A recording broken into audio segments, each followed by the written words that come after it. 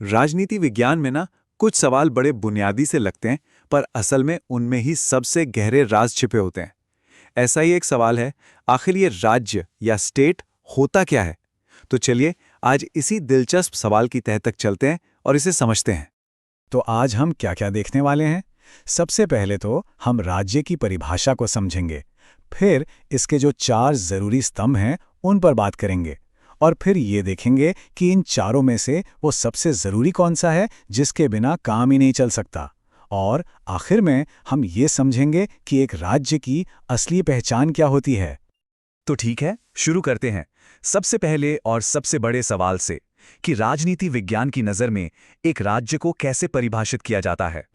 देखिए, इसकी किताबी परिभाषा पर जाने से पहले आइए एक पल के लिए सोचते हैं, वो कौन सी चीज़ है जो ज़मीन के किसी एक टुकड़े को एक देश का दर्जा दे देती है? क्या सिर्फ वहाँ रहने वाले लोग, या फिर उसकी सीमाएं, या फिर कोई ऐसी चीज़ है जो हमें सीधे सीधे दिखाई नहीं देती? राजनीति विज्ञान इसका जवाब कह सकते हैं 4 हिस्सों में देता है। एक, राज्य यानी स्टेट एक ऐसी पॉलिटिकल यूनिट है जिसके पास 4 चीज़ें होनी ही चाहिए। पहली, एक तय जमीन या इलाका। दूसरा, उस इलाके में रहने वाले लोग यानी आबादी। तीसरा, उन पर शासन करने वाली एक सरकार। और चौथा, जो कि सबसे अहम है, संप्रभुता यानी अपने फैसले खुद लेने की सबसे बड़ी ताकत। तो जैसा हमने अभी देखा, इस परिभाषा में ही 4 पिलर्स, 4 स्तंभ छिपे हुए हैं, और यही वो 4 तत्व हैं जो किसी भी राज्य की बुनियाद होते हैं। और एक बात साफ समझनी होगी, ये चारों सिर्फ कोई सुझाव नहीं है, बल्कि ये अनिवार्य शर्तें हैं, कंपल्सरी हैं। इनमें से अगर एक भी चीज गायब हो गई तो समझिए कि राज्य का अस्तित्व ही खत्म हो जाता है।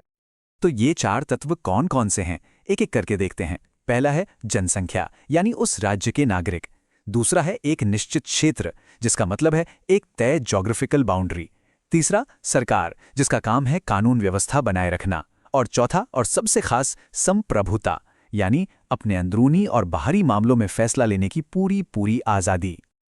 अच्छा, ये चारों तत्व जरूरी तो हैं, इसमें कोई शक नहीं, लेकिन इनमें से एक ऐसा है जो बाकियों से कहीं ज्यादा महत्वपूर्ण है। एक ऐसा तत्व जिसे आप राज्य की आत्मा कह सकते हैं।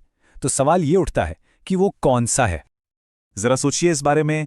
क्या वो जनसंख्या हो सकती है, या फिर जमीन का टुकड़ा, या सरकार? इन चारों में से वो एक चीज क्या है जिसके बिना कोई भी संस्था राज्य कहलाई ही नहीं सकती, भले ही उसके पास बाकी की तीनों चीजें मौजूद हों? और इसका जवाब है संप्रभुता, सॉवरेंटी। क्यों? क्योंकि जनसंख्या, जमीन और सरकार ये तो बहुत से संगठनों या कंपनियों के पास भी हो सकती हैं, लेकिन सिर्फ और सिर्फ संप्रभुता ही वो ताकत है जो किसी संस्था को एक राज्य का दर्जा दिलाती है। अब ये भी एक दिलचस्प बात है कि संप्रभुता के भी 2 पहलू होते हैं, या कह लीजिए 2 चेहरे हैं।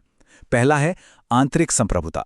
इसका सीधा सा मतलब है कि देश अपनी सीमाओं के अंदर सबसे ऊपर है, सुप्रीम है, वो अपने कानून खुद बना सकता है। और दूसरा है बाह्य संप्रभुता, जिसका मतलब है कि देश किसी भी बाहरी ताकत के कंट्रोल या दबाव से पूरी तरह आजाद है। ठीक है, पर सवाल ये है कि आखिर संप्रभुता को इतनी ज्यादा अहमियत दी क्यों जाती है? चलिए इसका जवाब समझने के लिए एक बहुत ही आसान सी तुलना करते हैं। सोचिए, एक देश है और उसी देश का एक राज्य या प्रांत है, जैसे उत्तर प्रदेश या कैलिफोर्निया। अब देखिए, उस प्रांत के पास अपनी जनसंख्या भी है, अपना तय क्षेत्र भी है और अपनी एक सरकार भी है। पर एक चीज है जो उसके पास नहीं है, और वो है संप्रभुता। वो आखिरी और सबसे बड़े फैसले लेने के लिए आज़ाद नहीं है, उसे केंद्र सरकार के अधीन काम करना पड़ता है। बस यही एक फर्क है जो उसे एक स्वतंत्र राज्य या देश बनने से रोकता है। और इसीलिए ये बात कही जाती है कि संप्रभुता के बिना एक राज्य की परिभाषा ही अधूरी है। अगर ये नहीं है तो एक देश और किसी भी दूसरे बड़े ऑर्गेनाइजेशन में कोई खास फर्क नहीं रह जाता। ये जो सर्वोच्चाधिकार है ना, यही उसकी असली पहचान है। तो फिर इस पूरी बातचीत का निचोड़ क्या निकला? आखिर में एक राज्य की सच्ची पहचान किस चीज से बनती है? देखिए, सार ये है कि एक राज्य के लिए जनसंख्या, क्षेत्र और सरकार ये तीनों जरूरी तो हैं, ये उसके शरीर की तरह हैं, लेकिन संप्रभुता वो उसकी आत्मा है। यही वो डिफाइनिंग फीचर है, वो गुण है जो उसे सबसे ऊपर और आज़ाद बनाता है।